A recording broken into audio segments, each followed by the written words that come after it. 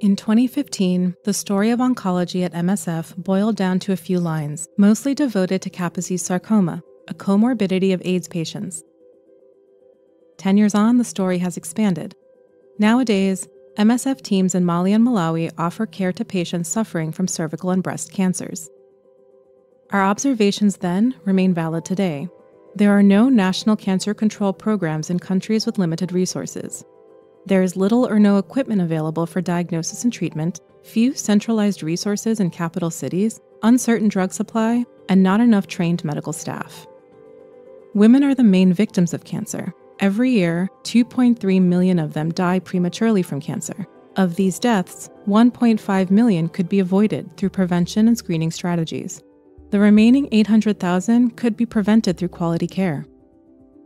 In Malawi, MSF focuses on the country's most prevalent cancer, cervical cancer. This is a consequence of the high rate of HIV infection. Immunocompromised patients are 6 times more likely to develop cancer as a result of infection with the human papillomavirus, or HPV. Hence, the even bigger importance of prevention and early detection for these women. HPV vaccination is now widespread in developed countries, but the vaccine is expensive, and in our countries of intervention, many young girls are still deprived of it. The second component is therefore the surveillance of precancerous lesions for all women between the ages of 20 and 49.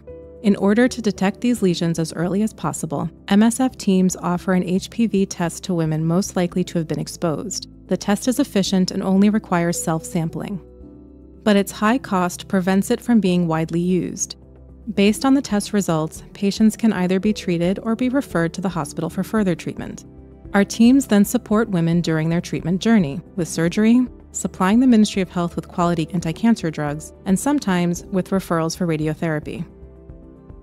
In Mali, our teams are concentrating on cervical and breast cancer. Since it's hard to prevent breast cancer, the challenge is to diagnose it early enough to have more chances of remission. Women presenting with pain or redness in the breast should be able to access an imaging exam. This could be done as part of a woman's medical care, for example, during routine maternal and child health consultations. As far as mammography is concerned, the equipment needed to perform it is expensive and requires trained technicians who are non-existent in the public sector. The examination is therefore reserved for women who can afford it. Diagnosing the type of cancer is an uphill battle, since it requires expensive tests, laboratories, and trained laboratory technicians. This test is fundamental to adapt treatment to the cancer's type and give the patients more chance for healing.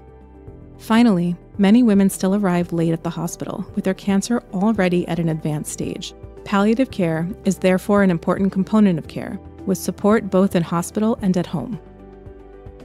By 2050, the World Health Organization predicts a 150% increase in cancer cases in resource-limited countries.